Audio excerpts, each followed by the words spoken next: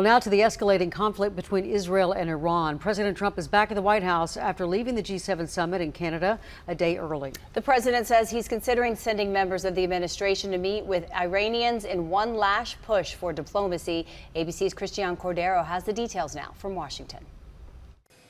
Today, President Trump and top security officials meeting behind closed doors in the Situation Room, hours after his sudden return from the G7 summit in Canada.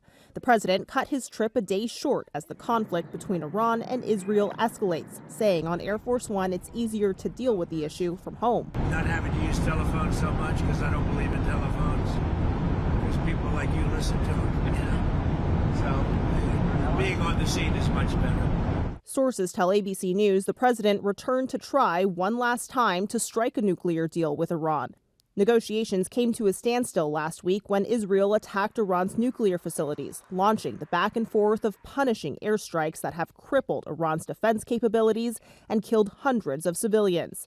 And as Trump announced his return, he posted this warning on social media, urging everyone should immediately evacuate Tehran.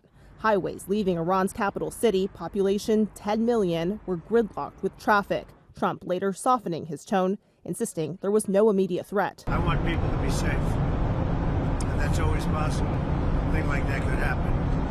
I just want people to be safe. The president also insists he's not interested in a ceasefire between Israel and Iran, but that the conflict itself must end, full stop. Israeli Prime Minister Netanyahu yesterday told our John Carl he's not ruling out killing Iran's supreme leader as a means to achieve that goal. Look, we're doing what we need to do. I'm not going to get into the details. It's not going to escalate the conflict. It's going to end the conflict. Netanyahu is lobbying for U.S. support, and Trump hasn't clarified at what point the U.S. would get involved militarily, something that has divided Trump's loyalists. Defense Secretary Pete Hegseth has said the U.S. is ready to respond should Iran attack American assets.